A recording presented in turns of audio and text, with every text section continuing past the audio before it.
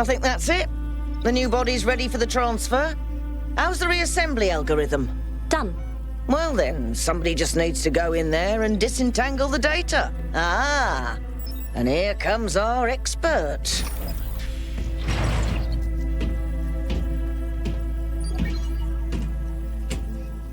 Thank you for agreeing to this one, Kay. Perhaps together we can right an old wrong. When I was lost in my own grief, I spent a lot of time thinking about Hypatia and Sarabhai. How they found each other, how they lost each other, and how beautiful it would be if we could reunite them. For the longest time, it was only a daydream, but not anymore. In the myth of Orpheus, the ancient bard descends into the underworld to bring back his beloved wife, who died in a tragic accident. With the power of his music, he convinces Hades and Persephone to free her. But he is told that she must walk behind him, and he must not look back at her until they have left the underworld. And so, of course, in every version of the myth, he looks back. Because he doesn't trust the gods, or because he is an imperfect man, or because he simply forgets. And death is triumphant once again. We've accepted that triumph for a long time, because we had to, because what else could we do? But the world changes, and we are not the frightened, powerless creatures we once were. Perhaps it's time to say enough, and let Orpheus complete his ascent.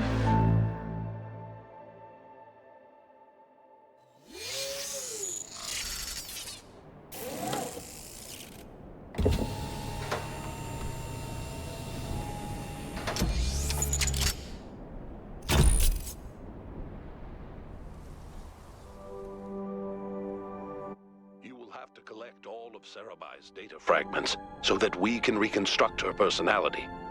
I'll monitor you from here, just like last time. Good luck, kiddo.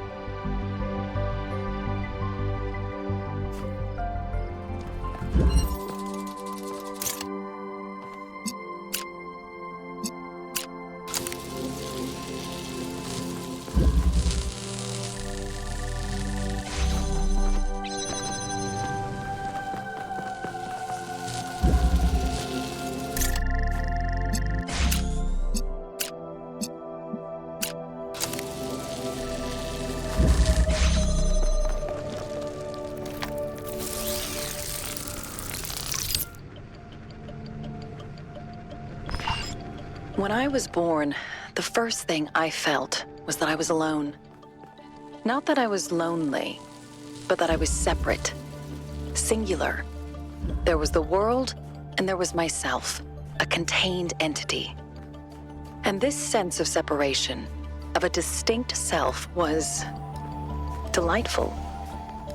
Individuality itself was a source of constant joy and wonder. What could be more incredible than to be able to say, I am? We have the first fragment.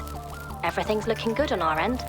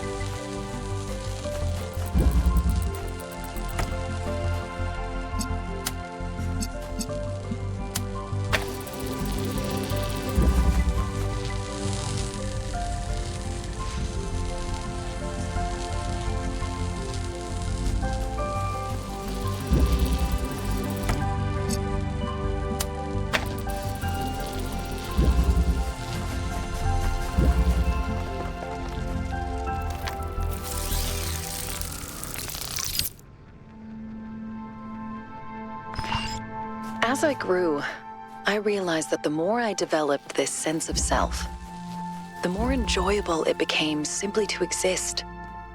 It wasn't selflessness that improved existence, but refinement of the self. When the ancients said that ego is something to set aside, they got it all wrong. Ego is something to nourish and shape, a work of art. The reconstruction's working. Keep going, 1K.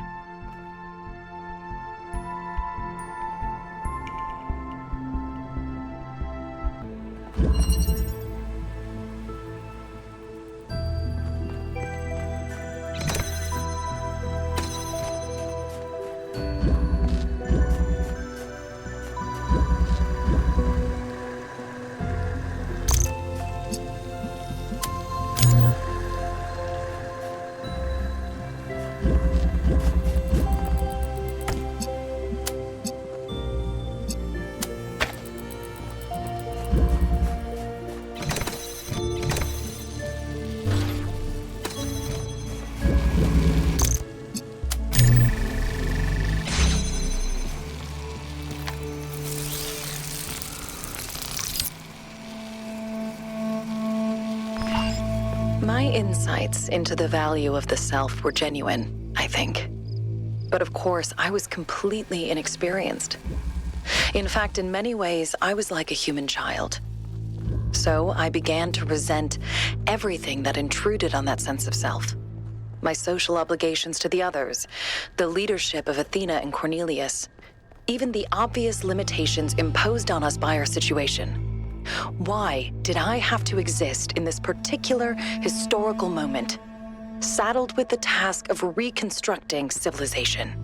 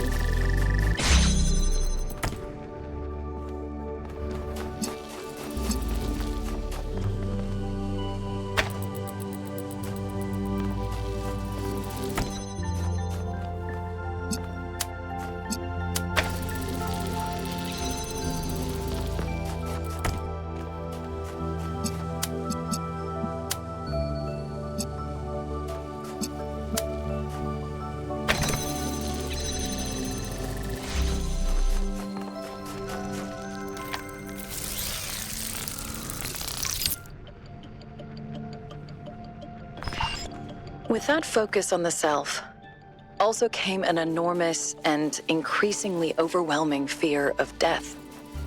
The pleasure of existence seemed almost erased by the possibility of its ending. If it was possible not to be, if the self had an ending, even in the distant future, then how could anything have meaning? I spent far too much time imagining that last moment. The moment just before I stopped existing. How could I possibly face that?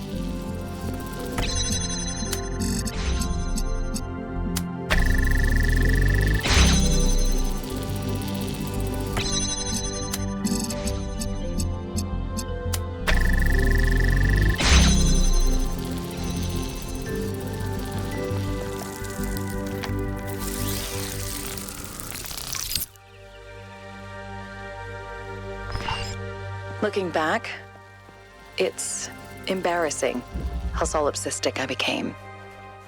I really thought that I could construct my identity without any reference to the outside world. Like I could just will myself into existence. But it just didn't work. And it made me miserable. Everything felt hollow and meaningless, overshadowed by the idea of death. There was something I wasn't seeing, something I needed, but I couldn't figure out what it was.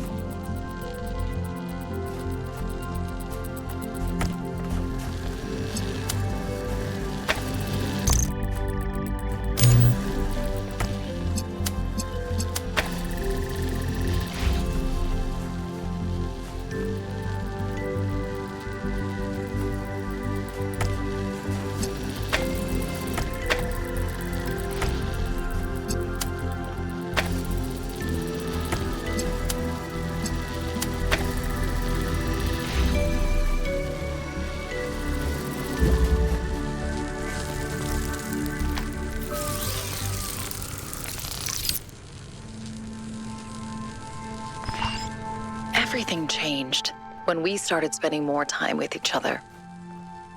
Do you remember that night when we found the old library in the Dead City? It was just after the stampede and we were all a bit shaken up.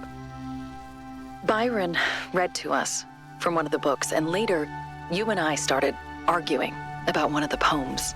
And your perspective was so different and interesting, and I just kept wanting to hear more.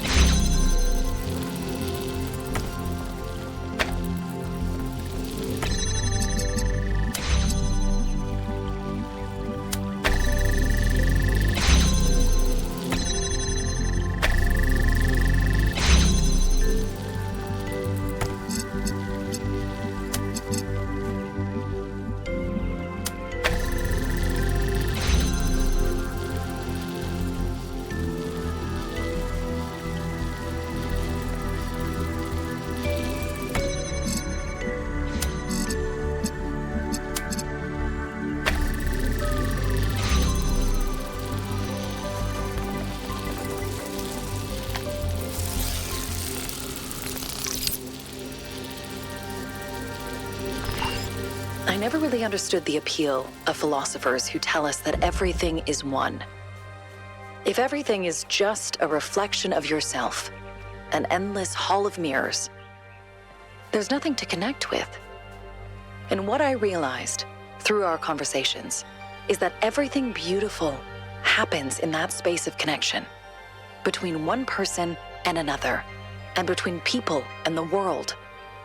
That gap between us is necessary. Because without it, without separation, there can be no transcendence.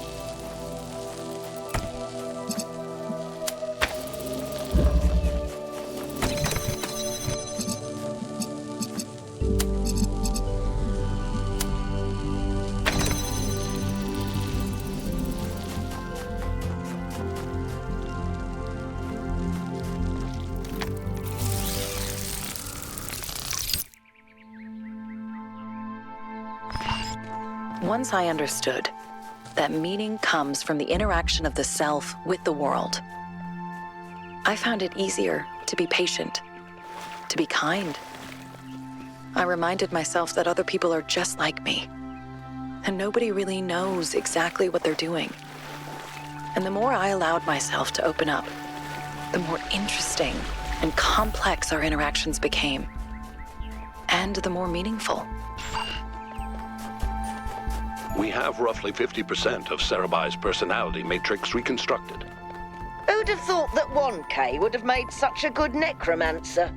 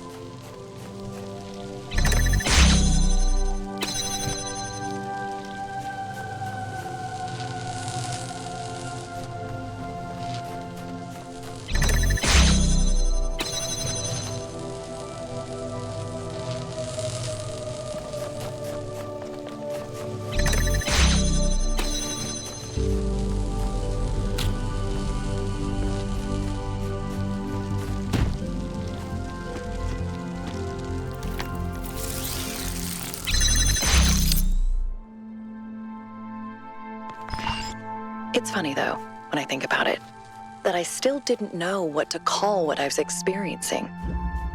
I guess love seemed like a term that only applied to our ancestors, with their hormones and instincts and strange fleshy organs. Surely we were too different to experience that. And the really funny thing is that I was thinking exactly like an ancient human child, pretending I was above it all.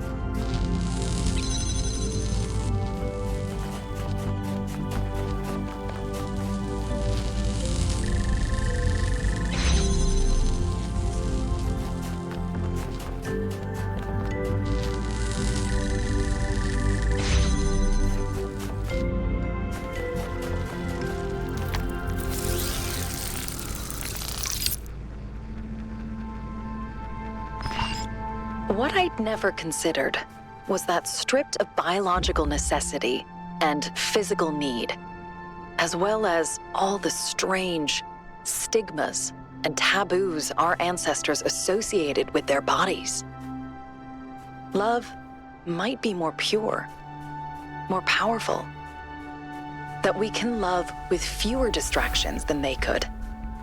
And so the experience is all the more overwhelming. I do think we should learn to simulate some of those biological processes. Would be fun.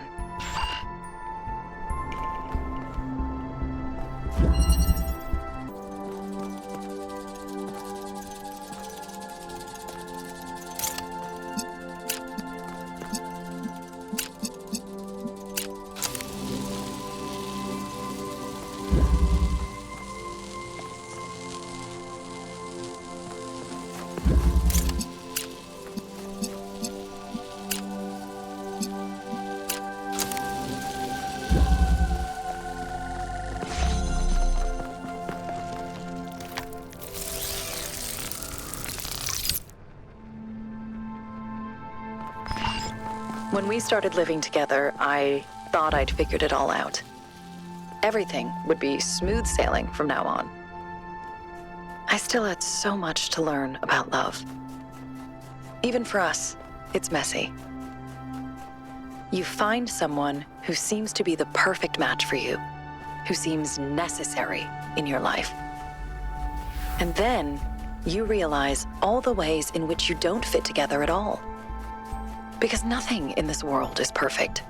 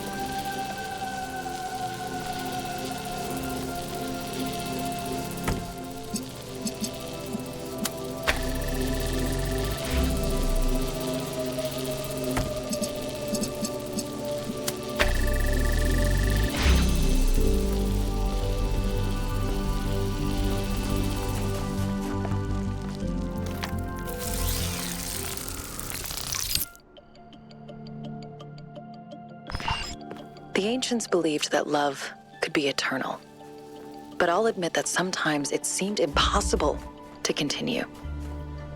Sometimes I thought you were unfair, or cruel, or just incomprehensible.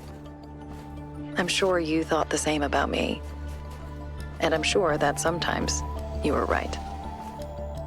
No wonder all the ancient love songs repeat the same themes: longing, happiness, regret, and forgiveness. I want you. I love you. I miss you. Forgive me.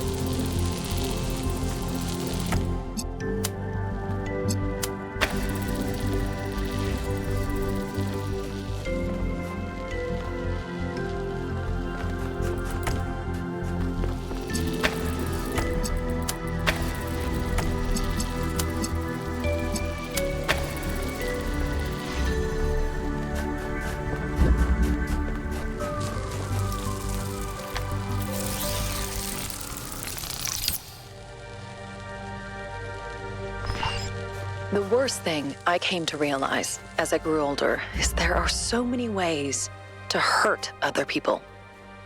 Even without any malice, even when you're just trying to be yourself, you end up doing things that cause real harm.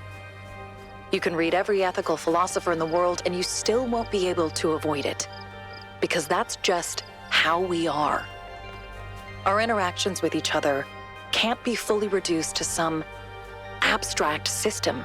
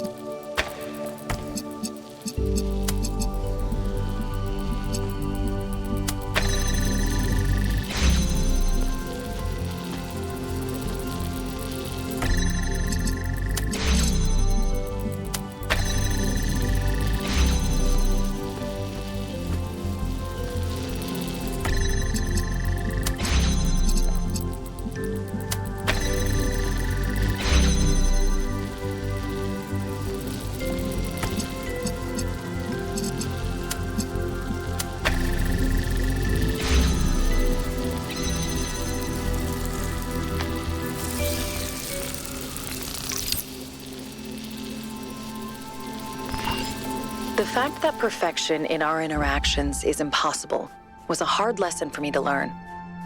For the longest time, I always thought the answer was right around the corner. And to be fair, we did learn how to live together without constantly running into problems.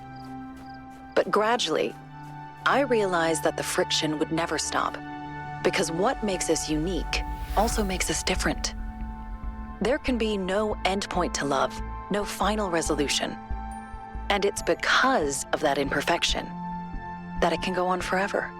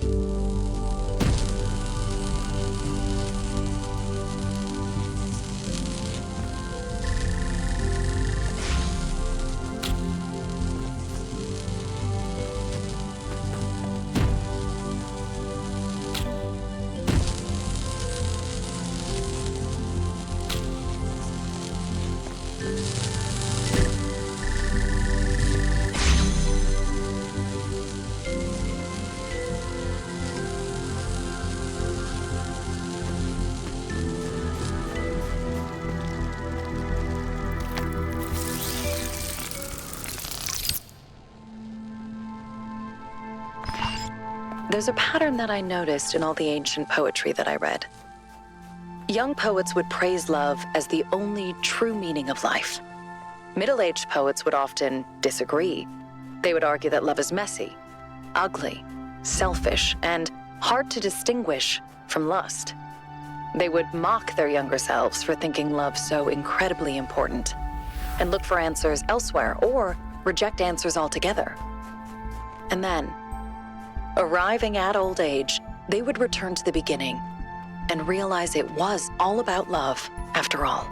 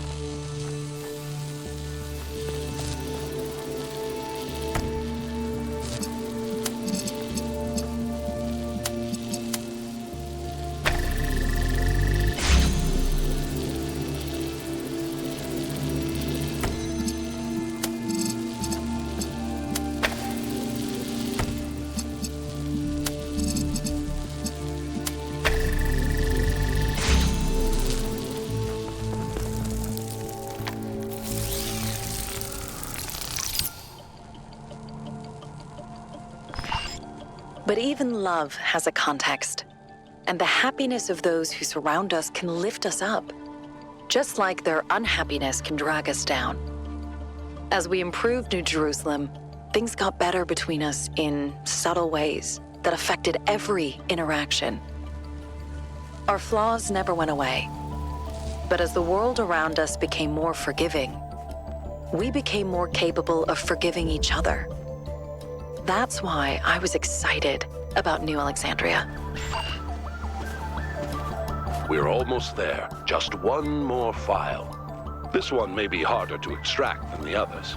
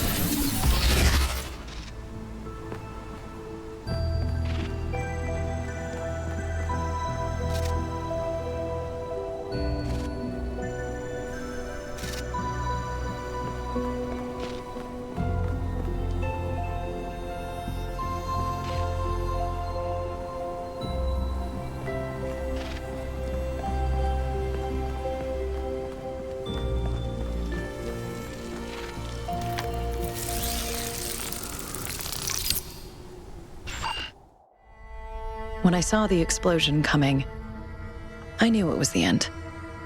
My end. The power plant was gone.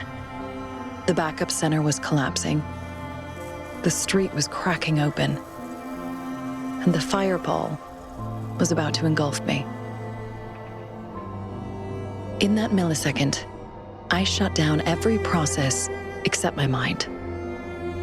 I turned off my audio-visual input. I rerouted all of my power, pushed my processor to the breaking point. Time slowed down. I didn't think about regret. I didn't think about death. I spent every last moment I could scrape together thinking about you.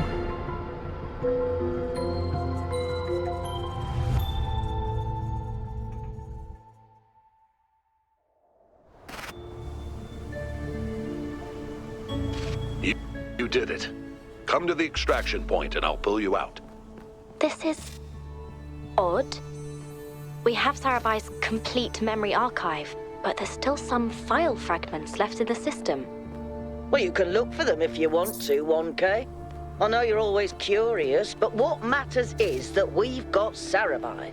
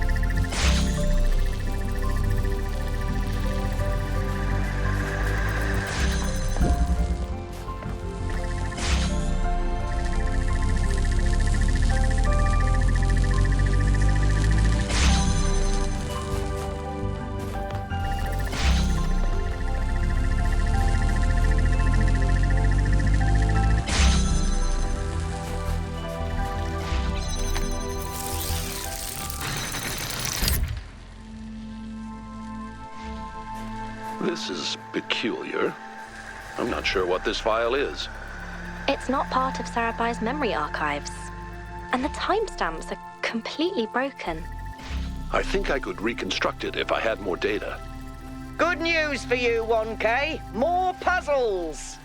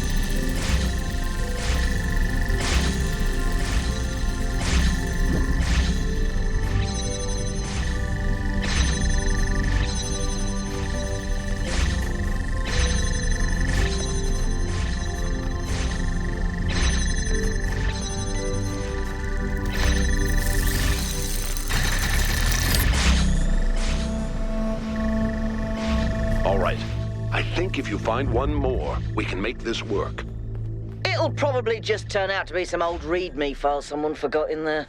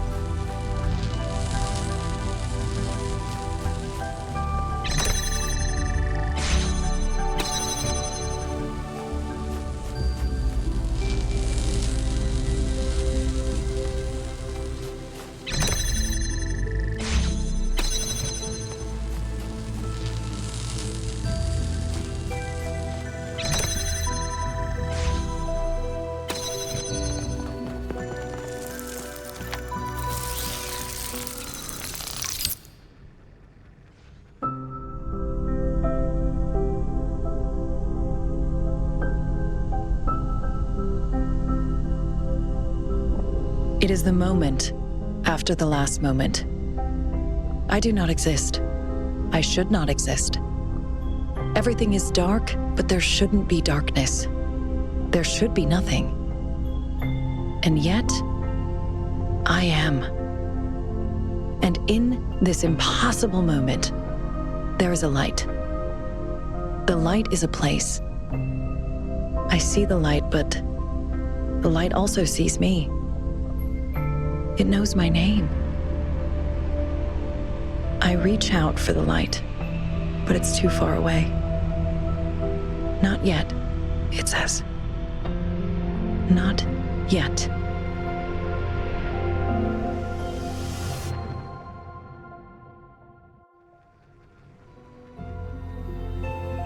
So, not a README file then. But what is it? A mystery. Seems the universe still has a few of those in store for us.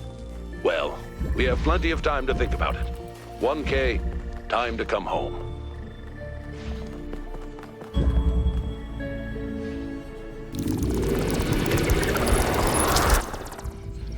Death, be not proud, though some have called thee mighty and dreadful, for thou art not so. For those whom thou thinkest thou dost overthrow die not, poor death, nor yet canst thou kill me. From rest and sleep, which but thy pictures be, much pleasure. Then from thee much more must flow, and soonest our best men with thee do go, rest of their bones and souls' delivery. Thou art slave to fate, chance, kings, and desperate men, and dost with poison, war, and sickness dwell. And poppy or charms can make us sleep as well and better than thy stroke. Why swell'st thou then? One short sleep past, we wake eternally, and death shall be no more. Death, thou shalt die.